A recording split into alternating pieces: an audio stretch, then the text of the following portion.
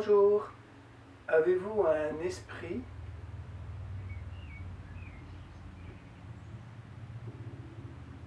Et avez-vous déjà entendu cette phrase « Connais-toi toi-même » ?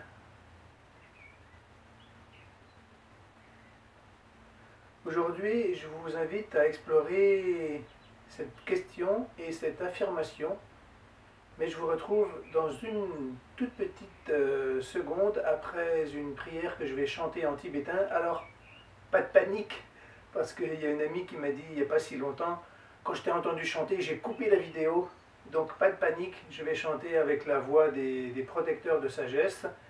À tout de suite.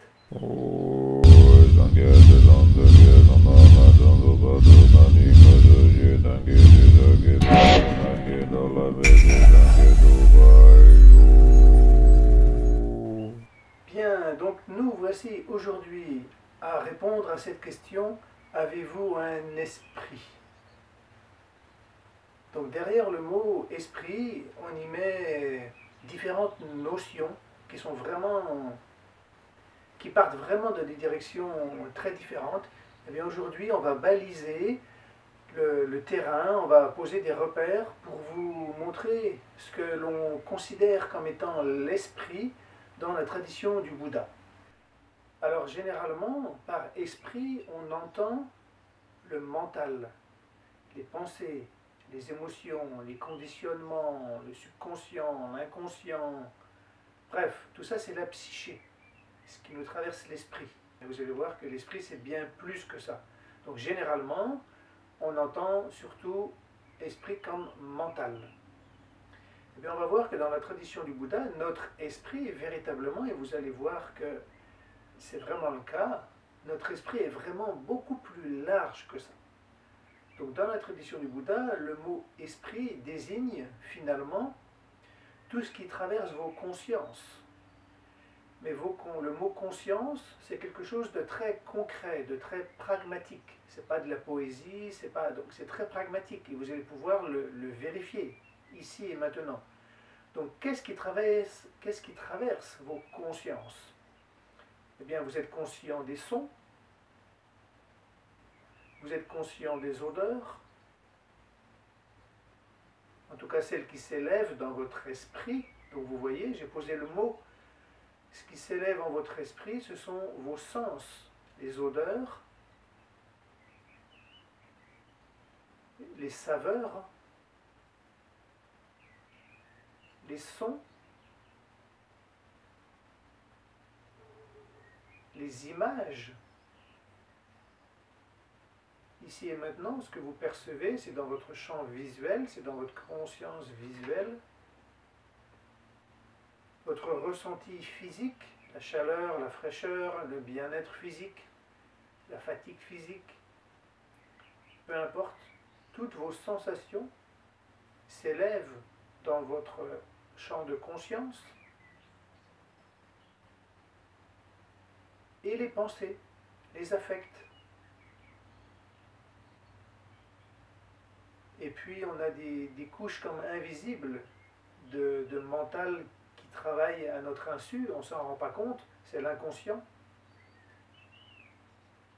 Ça fait partie de notre psyché, même si on ne le voit pas. Donc tous vos sens et le mental, c'est ce que l'on appelle l'esprit. Donc tous vos sens, tout ce qui rayonne à travers vos sens, et le mental et votre psyché, tout cela c'est votre esprit. Donc oui, dans ce sens-là, vous avez un esprit. Et cet esprit, c'est donc votre univers perçu, votre mandala.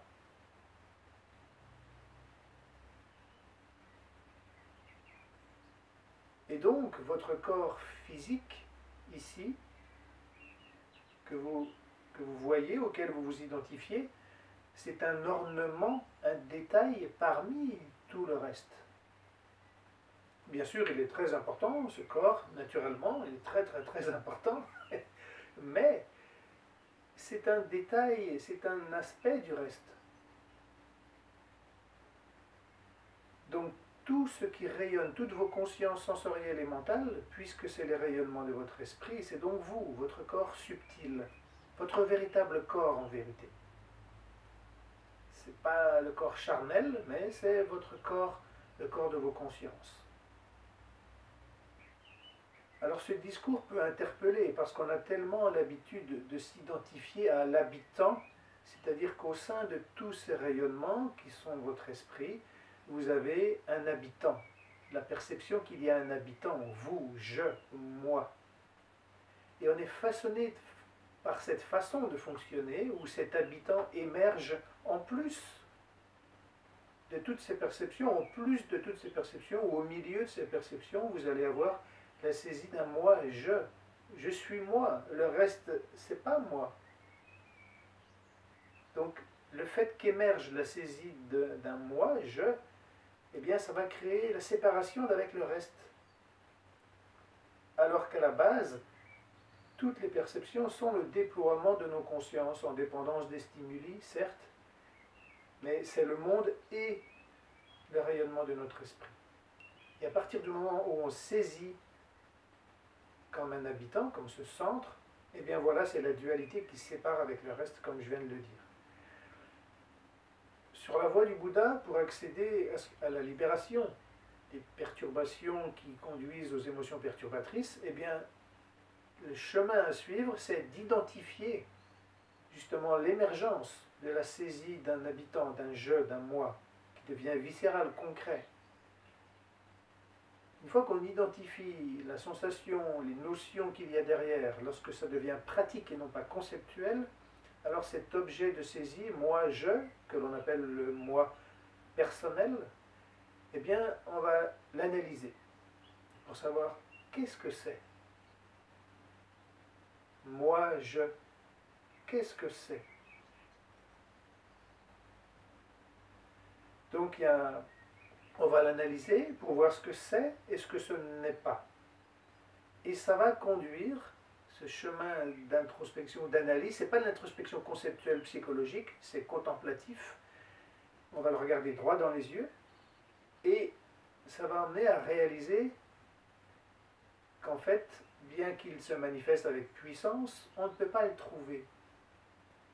Cette expérience directe où on ne peut pas le trouver peut conduire à ce que l'on appelle le nirvana, bien qu'il y ait 4 types de nirvana. On va dire que les 3 premiers, les petits nirvanas, qui sont déjà extraordinaires, les 3 petits nirvanas sont relatifs à la souffrance ou aux mécanismes cognitifs qui mènent aux émotions et aux perturbations mentales. Donc, la réalisation de ce qu'est ou ce que n'est pas l'ego, eh bien, ça va emmener au nirvana. Mais vous avez bien compris que notre esprit, c'est bien plus que toute cette psyché et ce mental lié à l'ego. C'est bien plus que ça, puisque j'ai dit que c'était tous les sens.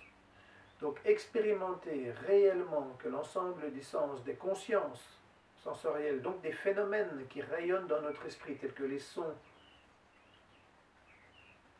les odeurs, etc., réaliser que tout ça, c'est vraiment le rayonnement de notre esprit, le réaliser vraiment, ça amène à ce que l'on appelle l'expérimentation et la réalisation de la nature des phénomènes.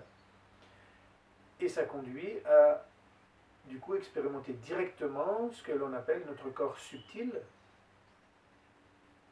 Et ça nous amène aux notions de 3 corps de Bouddha. Donc votre nature de Bouddha, c'est la nature fondamentale de votre esprit. Et donc, lorsqu'on est dans l'expérience directe de la nature fondamentale de l'esprit, eh bien, on accède à ce que l'on appelle les notions de 3 corps de Bouddha. Et expérimenter la nature fondamentale des apparences, qui sont le rayonnement de votre esprit, donc du coup semblable au rêve. Dans le rêve, tout est le rayonnement de l'esprit. Donc ici et maintenant, si tout est le rayonnement de l'esprit, vous êtes comme dans un rêve.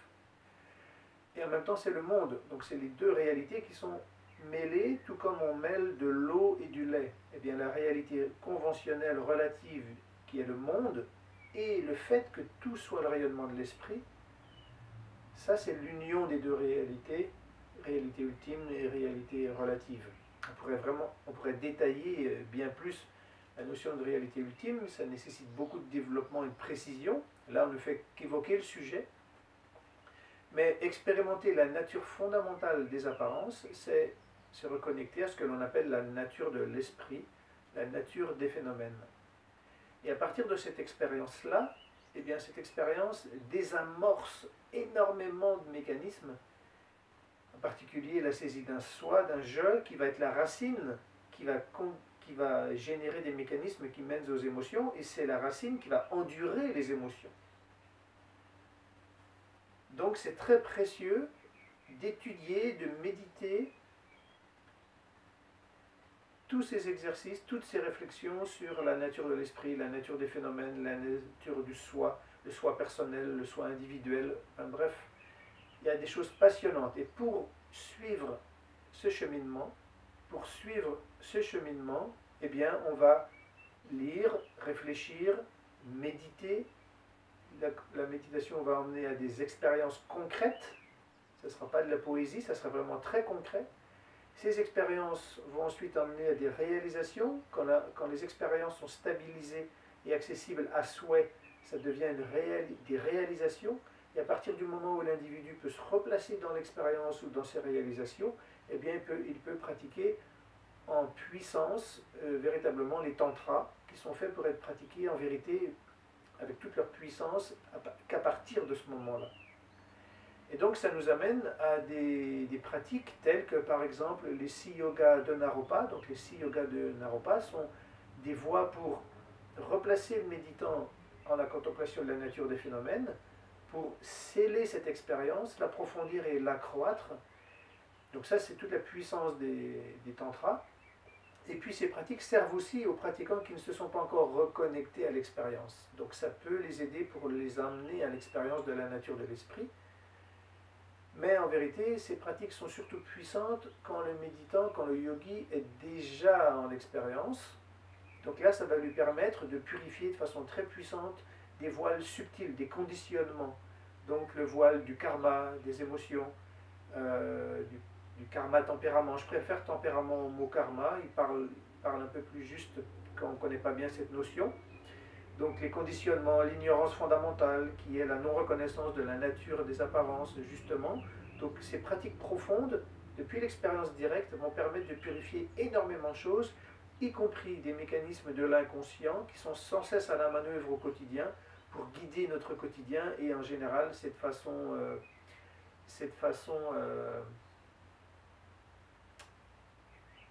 je vais dire perverse, mais notre inconscient nous guide et nous enchaîne sans cesse à des mécanismes qui ramènent à l'ego, qui ramènent aux tendances égotiques et qui du coup enlisent dans le samsara plutôt que de nous emmener vers l'éveil. Si véritablement notre inconscient était un véritable ami, la planète, l'humanité serait déjà peuplée uniquement que de sages, que d'êtres réalisés, il n'y aurait plus besoin de spiritualité. L'humanité serait déjà dans sa bouddhéité. Donc toutes les traditions spirituelles sont merveilleuses et reconduisent à notre nature profonde, mais s'il y a encore des spiritualités, c'est le signe que l'inconscient de l'individu, l'inconscient collectif, le fait que nos sociétés façonnent nos façons de penser et nous ramènent sans cesse à l'ego, sans cesse au mode samsarique, plutôt que de nous élever vers la libération. Donc c'est le signe que globalement l'inconscient travaille pas pour nous, mais à un certain stade, quand on a repris le contrôle, quand on a repris le pouvoir sur l'inconscient, eh bien l'inconscient, on peut utiliser certaines tendances négatives de l'inconscient pour en faire quelque chose d'actif et d'utile à notre éveil, et c'est là aussi toute la classe et toute la merveille des tantras, c'est qu'à partir d'un moment, le pratiquant va pouvoir utiliser toute l'énergie négative de l'inconscient pour faire de ces énergies des voies d'éveil et de transformation. Donc à ce stade, l'inconscient devient comme assermenté. Donc la part de notre conscient, certaines tendances conscientes négatives vont pouvoir devenir utiles et elles vont même constituer le carburant de certaines pratiques. voire de notre spiritualité. Et puis, certaines facettes inconscientes de la psyché vont devenir des assermentés et au service de notre libération. On ne va pas rentrer dans le sujet aujourd'hui, mais c'est vraiment toute la grande classe des tantras. À partir du moment où le méditant s'est déjà reconnecté, au moins en intuition, à certains aspects de la nature de son propre esprit. Donc si toutes ces notions vous interpellent et si vous avez envie d'explorer, eh bien écoutez, je vous invite à rester vraiment connecté à ma chaîne YouTube et à venir faire un saut sur le site Terre de Repos que j'anime. Et puis j'aurai des contenus de cet ordre-là à partager avec vous, et puis des choses innovantes, pratiques, et qui vont faire parler d'elles dans quelques temps. Merci à vous, à bientôt.